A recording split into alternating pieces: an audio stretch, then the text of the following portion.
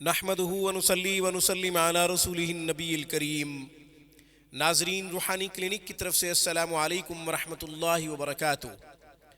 ناظرین، آج کی گفتگو میں گوانچی کا قرآنی علاج آپ کی خدمت میں پیش کرنے کی سعادت حاصل کرتے ہیں۔ ناظرین، اس سے پہلے کہ عمل اور اس کا طریقہ عرض کروں، ہمارے چینل روحانی کلینک کو سبسکرائب کیجئے۔ ہماری تمام ویڈیوز کی اپڈیٹ حاصل کرنے کے لیے گھنٹی کے بٹن کو دبا دیجئے تاکہ ہماری ہر آنے والی نئی ویڈیو کا نوٹیفیکیشن سب سے پہلے آپ کو ملے۔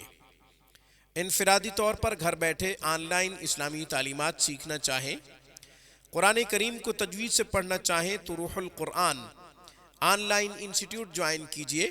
تعلیم و تعلم، درس و تدریس کے تمام شعبہ جات کی تفصیلات وہاں پہ موجود ہیں۔ ناظرین، جیسا کہ شروع میں عرض کیا ہے، آج کا ہمارا عمل گوانچی کے لیے ہے۔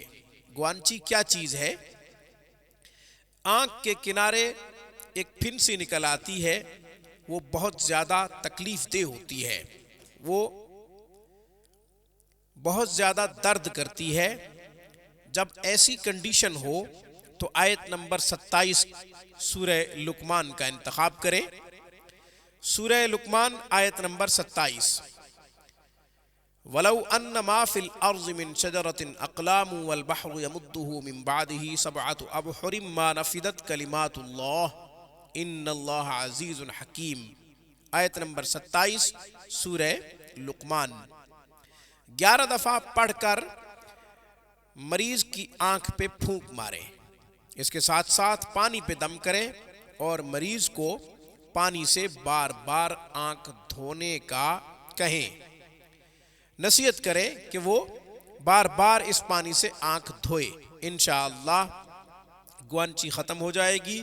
وہ پھنسی جو آنکھ کے کنارے تکلیف دے رہی ہے اور وہ تکلیف قابل برداشت بھی نہیں ہوتی، اتنی زیادہ تکلیف ہوتی ہے، انشاءاللہ اس تکلیف سے نجات مل جائے گی۔